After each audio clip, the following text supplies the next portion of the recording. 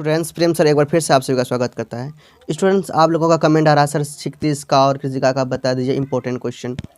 तो आज मैं इंपॉर्टेंट क्वेश्चन बताता हूं, लेकिन मैंने एक बार आप लोगों को कहा था कि इनका तैयारी जो करना है तो आप अपने हिंदी बुक का सभी चैप्टर्स को क्या कर लीजिए, अच्छा से समझ लीजिए, पढ़ लीजिए, रीड कर लीजिए। लेकिन आप लोग बात नहीं मान रहे हैं। ठीक है, अगर सभी चैप्टर को अगर अच्छा से रीड कर लेंगे, अभी आपके पास समय है, एक दिन में 4-5 चैप्टर आराम से पढ़ सकते हैं, क्योंकि अभी स्कूल तो जा ही नहीं रहे हैं आप लोग, है ना। जब स्कूल नहीं जा रहे हैं तो आप चाहते तो आराम से कर सकते थे, लेकिन आप लोग मानते ही नहीं है बात को। चलिए, फिर भी आप लोगों ने बहुत सारा कमेंट किया तो मुझे बनाना पड़ा। फिर भी आप लोगों को इंपॉर्टेंट क्वेश्चन बताता हूँ, तो इसे कैसे याद करना नहीं करना है आप लोगों को ये भी बताऊँगा अभी। चलिए ठीक है, तो आपका जो पहला चैप्टर यहाँ पे देखिए, ये सारा चैप्टर है आपका यहाँ पे। ठीक है, ये सब आपका चैप्टर है, देख लीजिए। तो इनमें से जो कि मोस्ट इंपोर्टेंट क्वेश्चन होगा, मैं उन क्वेश्चन को बताऊंगा और उनको याद कैसे करना है, ठीक है, मैं आपको बताऊंगा। चलिए हम लोग स्टार्ट करते हैं।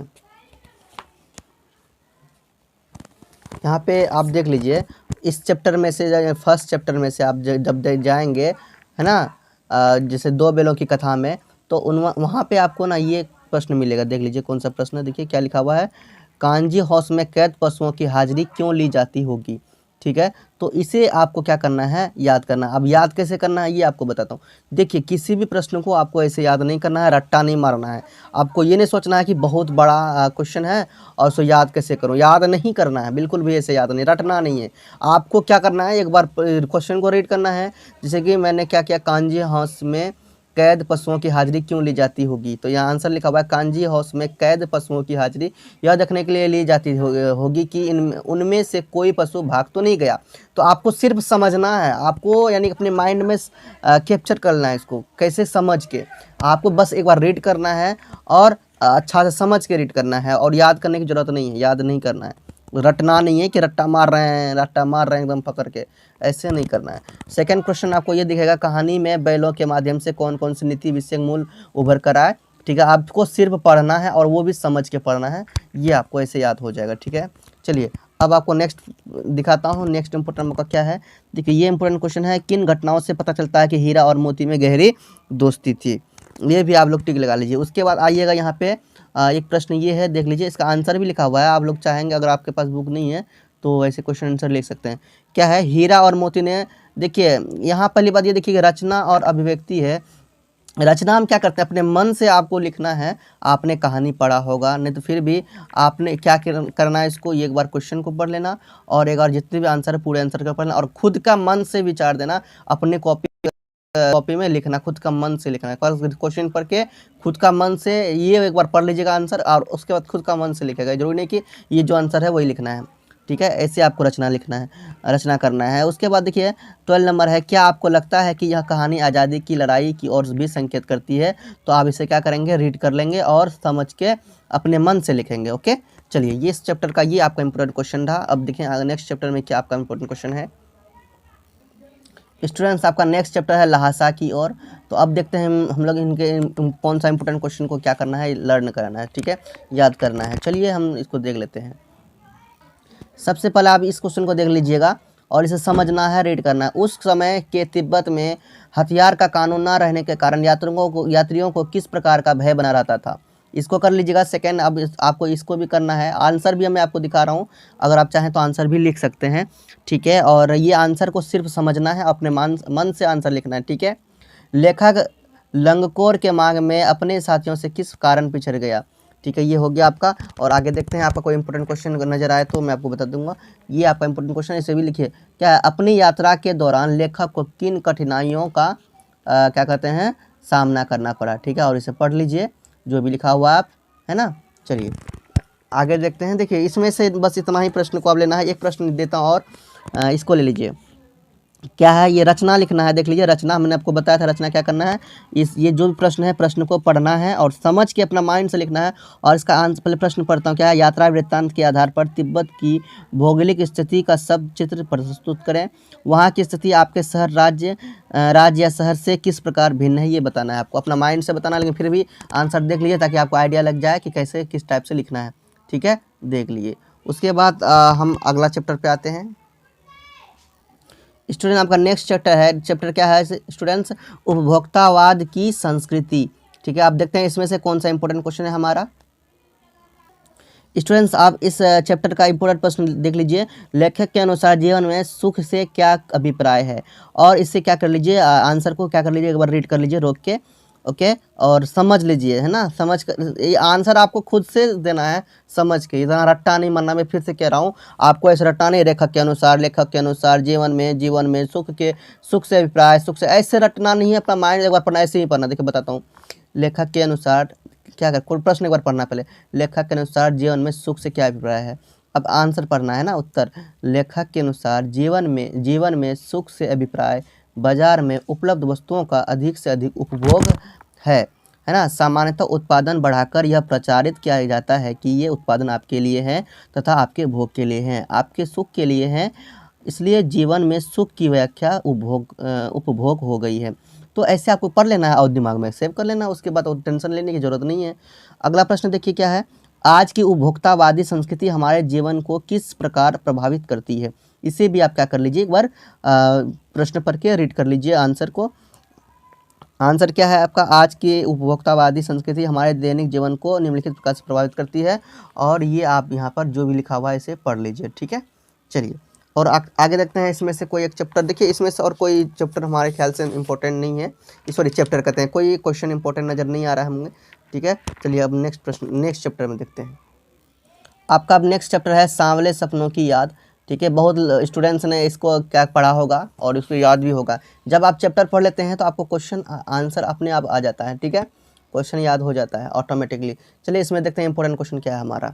इनमें से सबसे पहले स्टूडेंट्स आपको क्या करना है, स्टूडेंट्स यहाँ देखिए, किस घटना से ने सालिम अली के जीवन की दशा को बदल दिया और उन्हें प्रेक्षी प्रेमी बना दिया, ठीक है। सालिम अली वाला का कहानी है। ऐसा इस चैप्टर का कहानी 100% इस चैप्टर का क्वेश्चन पूछा ही जाता है। आपको चैप्टर पढ़ लीजिए एक बार अच्छा से, ठीक है। चलिए फिर भी आपको मैं बता दूं, ये आपका फर्स्ट नंबर लिख लीजिए। सेकंड नंबर में आपको दिख रहा होगा, सालिम अली ने पूर्व प्रधानमंत्री के सामने पर्यावरण से संबंधित किन संभावित खतरों का चित्र खींचा होगा कि जिससे उनकी आंखें नम हो गई थी, है ना। तो आंसर को पढ़ लीजिए। और नेक्स्ट देखिए यहाँ क्या है, लॉरेंस की पत्नी फ्रीडा ने ऐसा क्यों कहा कि मेरी छत पर बैठने वाली गोरैया लॉरेंस के बारे में ढेर सारी बातें जानती है। इसको भी पढ़ लीजिए और देखिए इसने क्या लिखा आंसर में। उसका क्या वो फिर प्रश्न अगला है कि आशय स्पष्ट कीजिए। वो लॉरेंस की तरह नैसर्गिक जिंदगी का प्रतिरूप बन गए थे। तो इसका आंसर भी देख लीजिए, लॉरेंस प्रकृति प्रेमी थे, है ना। और यहाँ पे देख लीजिए, यहाँ और यहाँ, ये यहाँ तक इसका आंसर है। और इसे क्या कर लीजिए, दिमाग में सेव कर लीजिए, ओके।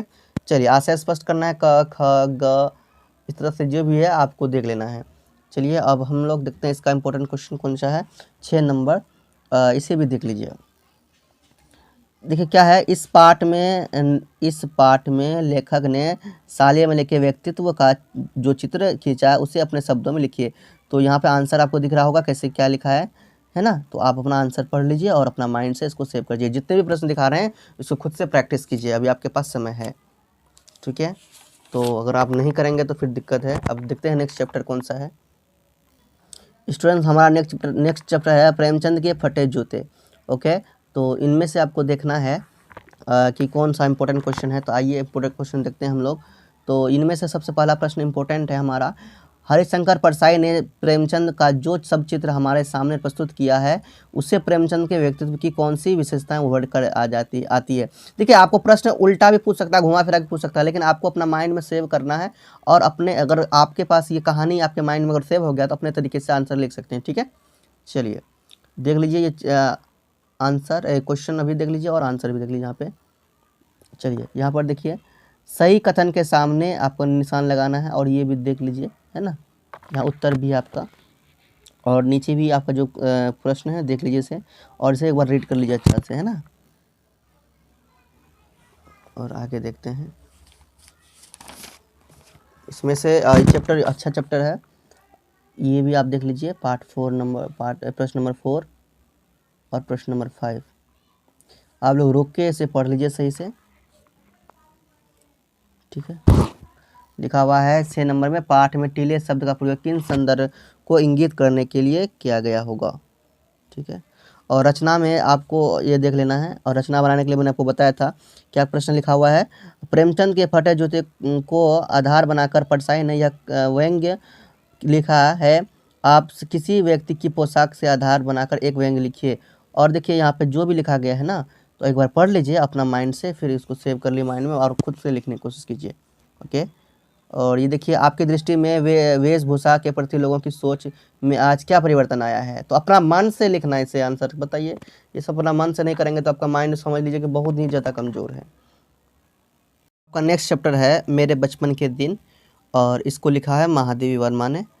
तो ये इनके कवि हैं, और देखते हैं आपका नेक्स्ट प्रश्न क्या है इम्पोर्टेंट। ओके,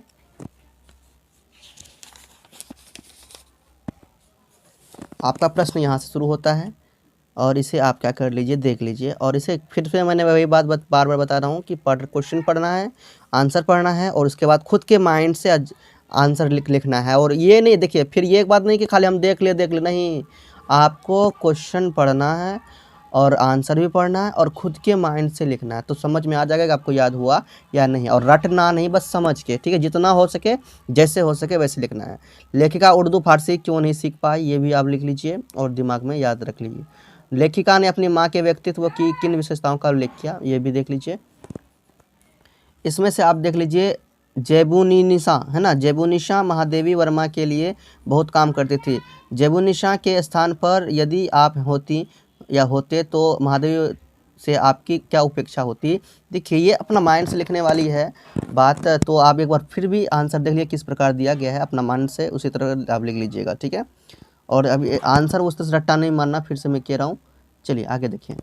आगे आपका इंपॉर्टेंट प्रश्न है, महादेवी वर्मा को काव्य प्रतियोगिता में चांदी का कटोरा मिला था। अनुमान लगाए कि आपको किस तरह का पुरस्कार मिला हो, और यह देश हित में किसी आपदा निवारण के काम में देना पड़े तो आप कैसे अनुभव करेंगे या करेंगी। तो अपने माइंड से देखिए, आंसर देख लीजिए और फिर अपने मन से लिखने की कोशिश कीजिए, ठीक है। चलिए, और इनमें से कोई इंपॉर्टेंट प्रश्न मैं आपको नहीं दूंगा। चलिए आप नेक्स्ट चैप्टर देखते हैं। देखिए स्टूडेंट, हमारा नेक्स्ट चैप्टर है साख्या एवं शब्द, और हम लोग इसमें देखते हैं इंपॉर्टेंट प्रश्न हमारा कौन सा है। अब यहाँ आप लोग देख लीजिए, लिखा हुआ है मानसरोवर से कवि का क्या आशय है। तो ये क्वेश्चन आप लोग कर लीजिए पढ़ के, और आंसर रीड कर लीजिए। और फिर आपको देखना है यहाँ पे, इस संसार में सच्चा संत कौन कहलाता है। आंसर भी देख लीजिए और प्रश्न को भी रीड कर लीजिए अच्छा से समझ के, ठीक है। सिर्फ समझना अच्छा से, और जब आप समझ लेंगे उसको लिखने की कोशिश कीजिएगा। कितना भी आपको समय मिला है, अब उसको अच्छा से यूज कीजिए, एग्ज़ाम के लिए तैयारी कीजिए, ठीक है, सही से। चलिए इसमें से ये देख लीजिए, और इसमें से कोई इंपॉर्टेंट मैं नहीं ले रहा हूँ क्योंकि आप लोग पहले भी पढ़े होंगे, है ना, आपकी कॉपी में भी होगा। अब हम लोग नेक्स्ट चैप्टर देखते हैं। नेक्स्ट चैप्टर है आपका वाक, और यहाँ पे ललधद ने इसे लिखा है, और इसे देखते हैं इसका इंपॉर्टेंट क्वेश्चन क्या बनता है। चलिए इस प्रश्न को आप पढ़ लीजिए, कवियत्री का घर जाने की चाह से क्या तात्पर्य है। इसे पढ़ लीजिए अच्छा से, उत्तर और प्रश्न दोनों। अब नेक्स्ट देखते हैं। नेक्स्ट में आपको ये पढ़ना है ज्ञानी से, है ना, ज्ञानी से कवियत्री का क्या अभिप्राय है, ये भी देख लीजिए। और फिर आपको इसमें से कोई देखना नहीं है, और चाहें तो आप लोग और भी देख सकते हैं, आपके पास बुक होगा, एक बार कहानी पढ़ ली, इसमें जो भी है आप पढ़ लीजिएगा, समझ लीजिएगा, ठीक है, जो भी लिखा हुआ है। आते हैं सवैये में, ठीक है। तो सवैये में देख लेते हैं क्या इम्पोर्टेंट हमको करना है इसमें से स्टूडेंट्स, यहाँ पे इस प्रश्न को देख लीजिए, ब्रज भूमि के प्रति कवि का प्रेम किन किन रूप में अभिव्यक्त हुआ है। तो यहाँ पे जो भी लिखा हुआ है इसे एक बार क्या कर लीजिए, देख लीजिए, है ना। उसके बाद है आपका कवि का ब्रज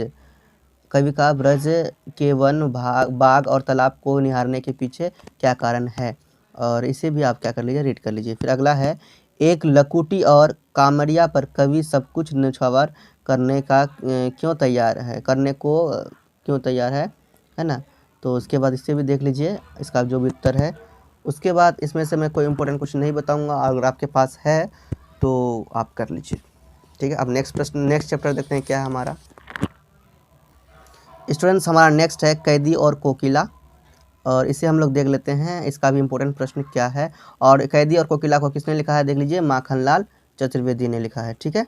तो चलिए देखते हैं इसका इम्पोर्टेंट क्वेश्चन क्या बनता है हमारा। स्टूडेंट्स प्रश्न नंबर 1 को देख लीजिए, कोयल की कूक सुनकर कवि की क्या प्रतिक्रिया थी, और इसका आंसर क्या कर लीजिए, रीड कर लीजिए एक बार अच्छा से। फिर आप आगे देखते हैं, ये तीसरा नंबर पर लिए, किस शासन की तुलना तम के प्रभाव से क्या लिखा हुआ है, किस शासन की तुलना तम के प्रभाव से की गई है और क्यों, और इसका आंसर क्या कर लीजिए, पढ़ लीजिए और आगे देखते हैं। ये देख लीजिए, अर्धरात्रि में कोयल की चीख से कवि को क्या आदेश अंदेशा है, और इसका आंसर भी पढ़ लीजिए यहाँ पे जो भी लिखा हुआ है। तो यहाँ पे है, अर्धरात्रि में कोयल की चीख से कवि को अंदेशा है कि कोयल ने अर्धरात्रि में क्रांति की ज्वाला को जंगल की आग के रूप में देख लिया है, इसलिए वह आधी रात में यह बताने के लिए चीख रही है कि अंग्रेजों के विरुद्ध क्रांति की आग फैल चुकी है, या फिर कोयल अपनी मानसिक संतुलन खोकर बावली हो गई है। ठीक है, देखिए किस तरह से जवाब दिया इसने। फिर इनमें से आपको ये देखना है, हथकड़ियों को गहना क्यों कहा गया है ना, तो ये आप देख लीजिए, उसके बाद इसका उत्तर भी देख लीजिए, है ना, पढ़ लीजिए अच्छा से, रोक के वीडियो को रोक के देख लीजिए। चलिए अब देखते हैं, अब नेक्स्ट चैप्टर देखते हैं। इस चैप्टर में तो हमारे ख्याल से कोई इंपॉर्टेंट नहीं है। देखिए आपको ये भी बता दूँ, आपको घुमा फिरा के क्वेश्चन पूछ सकता है, इसीलिए आप लोग थोड़ा सा ध्यान रखिए। ठीक है, इसीलिए कहता हूँ आप लोग चैप्टर पढ़ लीजिए। हमारा अगला चैप्टर है ग्रामश्री, और इसको लिखने वाला है कौन, सुमित्रानंदन पंत। ओके, चलिए इसका इंपॉर्टेंट क्वेश्चन हम लोग क्या करते हैं देख लेते हैं।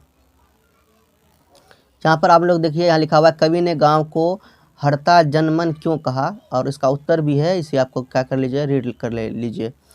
सेकेंड भी पढ़ लेना है आपको, कविता में किस मौसम के सौंदर्य का वर्णन है, तो कविता में वसंत ऋतु के सौंदर्य का वर्णन किया गया है। इस ऋतु का स्वागत करने के लिए पेड़ अपने पुराने पत्ते गिराकर नए पत्ते को क्या करती है, धारणा, है ना, धारण करते हैं, और आमों में मंजरियाँ आ जाती है, अनेक प्रकार के फल वृक्षों पर लद जाते हैं, और इनकी महक वातावरण को मादक बना देती है। कोयल मधुर गीत सुनाने लगती है, और खेतों में फसलें और अनेक सब्जियां धरती की समृद्धि को प्रकट करती है। इसका आंसर है, इसे देख लीजिए। और आगे देखते हैं कोई इम्पोर्टेंट क्वेश्चन। देखिए यहाँ पे अरहर और सनई की खेती, देखो यहाँ पर देखिए, अरहर और सनई के खेत कवि को कैसे दिखाई देते हैं, तो इसको पढ़ लीजिए। चलिए ये आपका है। अब नेक्स्ट चैप्टर देखते हैं क्या हमारा इम्पोर्टेंट है। चैप्टर में कौन सा प्रश्न इम्पोर्टेंट है देख लेते हैं। नेक्स्ट चैप्टर है आपका स्टूडेंट्स मेक आए, और देखते हैं इसमें से कौन सा इम्पोर्टेंट क्वेश्चन हमारा बन रहा है। चलिए इनमें से आपको ये देख लेना है, बादलों के आने पर प्रकृति में जिन गतिशील क्रियाओं को कवि ने चित्रित किया उन्हें लिखिए। अब यहाँ पे जो भी आंसर है इसे आप देख लीजिए, और आप भी इसे लिखने के प्रयास कीजिए, ठीक है, और समझ लीजिए। उसके बाद फिर आपको देखना है यहाँ पे क्षमा वाला, क्षमा करो गांठ खुल गई अब भरम की। फिर इसका उत्तर भी आप लोग क्या कर लीजिए, देख लीजिए, ठीक है, और आगे भी इसका उत्तर है, आप इसे पढ़ने की कोशिश कीजिए। ओके, फिर आपको यहाँ पे आना है, कविता में जिन रीति रिवाजों का मार्मिक चित्रण हुआ है उनका वर्णन कीजिए, और ये आपका आंसर है, इसे आप क्या कर लीजिए, देख लीजिए, है ना। चलिए इस तरह से ये भी चैप्टर हमारा क्या होता है, कंप्लीट होता है। लास्ट चैप्टर देखते हैं, बच्चे काम पर जा रहे हैं, ठीक है, तो ये आपका इंपॉर्टेंट चैप्टर है, लास्ट है, और ये इंपॉर्टेंट भी है। बच्चे काम पर जा रहे हैं, इससे प्रश्न बहुत आते हैं, इससे प्रश्न आ जाते हैं, ठीक है। राजेश जोशी ना इसने ये लिखा है, और इसका इंपॉर्टेंट प्रश्न देखते हैं क्या है। स्टूडेंट्स इनमें से 2 नंबर का देख लेना है। कवि का मानना है कि बच्चों के काम पर जाने की भयानक बात को विवरण की तरह न लिखकर सवाल के रूप में पूछा जाना चाहिए। काम पर क्यों जा रहे हैं बच्चे, और कवि की दृष्टि में उसे प्रश्न के रूप में क्यों पूछा जाना चाहिए, और इसका आंसर भी यहाँ पर लिखा हुआ है। आप इसे देख लीजिए किस तरह से इसने आंसर दिया है, और आपको समझना है और खुद से आंसर देने की कोशिश करना है। और फिर आपको ये प्रश्न देखना है दिन प्रतिदिन वाला, दिन प्रतिदिन जीवन में हर कोई बच्चा को काम पर जाते हुए देख रहा है या रही है ना, सही बात है, और फिर भी किसी को कुछ अटपटा नहीं लगता। इस उदासीनता के कारण के क्या कारण हो सकते हैं, तो इसको चाहेंगे तो अपना मन से भी लिखते हैं, फिर भी आंसर आप देख लीजिए, है ना, आंसर आप देख लीजिए किस तरह से लिखा गया है, आप भी इसी तरह से लिखने की कोशिश कीजिए, ठीक है। थोड़ा सा अलग होगा लेकिन कोई दिक्कत नहीं है, आपको नंबर मिलेगा। और रचना भी इसका देख लीजिए, रचना में यहाँ पर जो भी प्रश्न है इस प्रश्न को देख लीजिए, समझ लीजिए, पढ़ लीजिए, ठीक है। चलिए इस तरह से हमारा क्या हो जाता है स्टूडेंट्स, हमारा सभी चैप्टर क्या होता है, सभी चैप्टर का इम्पोर्टेंट क्वेश्चन है ना, ये हो जाता है ना, चुना चले जाता है। और मैंने आपको सभी इंपॉर्टेंट प्रश्न बता दिया यहाँ से, इस प्रश्न का, इस चैप्टर का, ठीक है। इस चैप्टर का जितने भी इम्पोर्टेंट प्रश्न था मैंने आप लोगों को बता दिया। अब आप लोगों को क्या करना है, तैयारी करना सही से। और मैं तो यही चाहता हूँ कि आप लोगों के पास टाइम है उस तरह का, 1 घंटा में अगर एक भी चैप्टर पढ़ पा रहे हैं ना, बहुत बड़ी बात है, ठीक है। तो आप लोग क्या करते हैं, दिन भर में 12 घंटे होते हैं, और इस 12 घंटे में अगर 8 घंटे अगर इसी बुक को अगर पढ़ने में लगा देते हैं ना, तो चुटकी में दाल भात हो जाएगा, सब हलवा हो जाएगा, हलवा। तो आप क्या कर लीजिए, पूरा, हम तो यही चाहते हैं आप लोग पूरा चैप्टर को रीड कीजिए, 1 घंटे 2 घंटे 5 घंटे 10 घंटे जितने भी लगे, कोशिश कीजिए पूरा चैप्टर को रीड करें। और जब चैप्टर को रीड करेंगे, अच्छा से समझने की कोशिश करेंगे, तो आपको आंसर भी याद होने लगेगा और प्रश्न भी। और फिर बात यह करते हैं, अगर फिर भी आप लोगों को ना टाइम, उतना भी टाइम नहीं है, तो आप लोग क्या कीजिए, ये जो दिख रहा है ना आपको चैप्टर, सभी चैप्टर को एक बार यूट्यूब में सर्च कीजिए। यहाँ पे जो भी चैप्टर है आपका यूट्यूब में सर्च कीजिए, वहाँ पे एनिमेशन वाला आपको वीडियो बहुत सारा मिल जाएगा। तो एनिमेशन वाला वीडियो का क्या करना है, देख लेना है, वहाँ पे कहानी वहाँ से बताएगा एनिमेशन के थ्रू, है ना, ताकि आपको जल्दी याद हो जाए। तो आप यही काम कर लीजिए, ठीक है। और मैंने आपको फिर भी इंपॉर्टेंट प्रश्न बताया है, आप लोग इंपॉर्टेंट प्रश्न को भी देख सकते हैं, ठीक है, और उसे समझ सकते हैं। देखिए स्टूडेंट्स, इस वीडियो में मैं इतना ही रखता हूं, और आप लोग तैयारी कीजिए सही से, क्योंकि आप लोग एग्जाम, लास्ट एग्जाम है, पूरा दिल से तैयारी कीजिए, उसके बाद आप फ्री हो जाएंगे, कोई दिक्कत नहीं है। उसके बाद हमको बताना है आपको क्या करना नहीं करना है, आप लोगों को लेके ही हम आगे बढ़ेंगे। कमेंट कीजिएगा कि अब आपको कौन सा वीडियो चाहिए। अगर अभी भी कोई प्रश्न या किसी वीडियो का ज़रूरत है आपको, है ना, या कुछ समझना है, तो प्लीज़ कमेंट कीजिएगा, फिर मैं आप लोगों के लिए अलग से एक वीडियो फिर से कल बना दूंगा। ओके, तो इस वीडियो में इतना रखते हैं। जेनेसिस प्ले स्टूडेंट्स, आप लोगों ने अगर प्रेम से मतलब चैनल को सब्सक्राइब नहीं किया, चैनल को सब्सक्राइब कर लीजिए, बेल आइकन को दबा लीजिए, ठीक है। तो मैं आप लोगों को हमेशा सपोर्ट करता हूँ। फिर जाने से पहले स्टूडेंट्स, प्रेम से रहो, प्रेम से पढ़ो, प्रेम से बोलो।